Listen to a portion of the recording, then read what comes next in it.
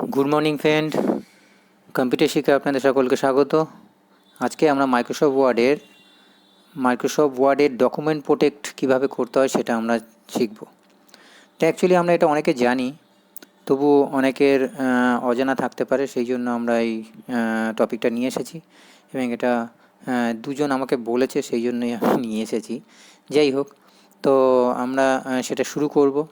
তো সেটা শুরু করতে গেলে আমাদের যেরকমভাবে একই রকমভাবে মাইক্রোসফট ওয়ার্ড ডকুমেন্ট আমাদেরকে আগে খুলতে হবে।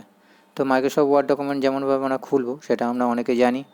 একই রকমভাবে আমার তরফ থেকে উইন কি চেপে আর রান, সেখান থেকে গিয়ে ওপেনের জায়গায় লিখব win word, just okay click করব।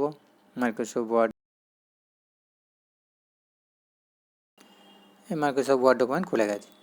এখন মেন জিনিস হলো আমাদের যেটা, আমরা সাপোজ কোনো একটা ডকুমেন্ট এখানে আমরা তৈরি করে নেবো। সাপোজ এখানে আমার খুব ইম্পর্টেন্ট একটা চার্ট রয়েছে, তো আমি এখানে আগে চার্টটাকে ইনসার্ট করে নেব।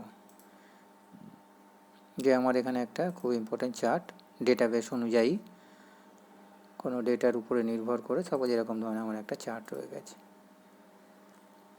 কিন্তু এই চার্টটাকে আমরা কোনোরকমভাবে ফোরকাস্ট করতে চাই না, বা কেউ আমার এই চার্টটাকে দেখতে পাবে না আমার পাসওয়ার্ড ব্যতীত, অর্থাৎ আমার নিজের কাছ থেকে পাসওয়ার্ড নিয়ে তবে তাকে দেখতে হবে, আদারওয়াইজ সেটা দেখতে পাবে না। যদি এই রকম ধরনের আমাদের থেকে থাকে, সেই ক্ষেত্রে আমরা কি করব না, জাস্ট এটাকে সেভ করার প্রসিডিওরগুলো যেমন শুধু সেরকমই, আর কিছুই নেই এখানে। তাহলে করব আমরা যে এখান থেকে যাব, আমরা কোথায়, ফাইলে যাব। সেভ করতে গেলে ফাইল থেকে গিয়ে সেভ অ্যাজে যাব।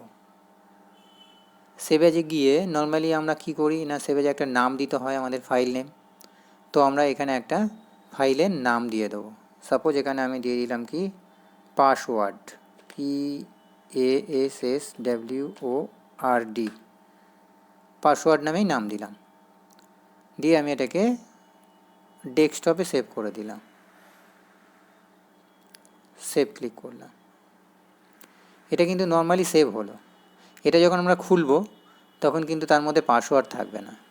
তাহলে আমাদের কি করতে হবে, আমাদের করণীয় হলো ফাইল থেকে যেমনভাবে সেভ অ্যাজে গেছিলাম, ওই সেভ অ্যাজে গিয়ে পাসওয়ার্ড নাম যেমন দিয়েছিলাম ঠিক সেভের বাম ধারে এই টুলস বলে অপশান থাকবে, এখানে ক্লিক করব। ক্লিক করে জাস্ট জেনারেল অপশানে ক্লিক করব।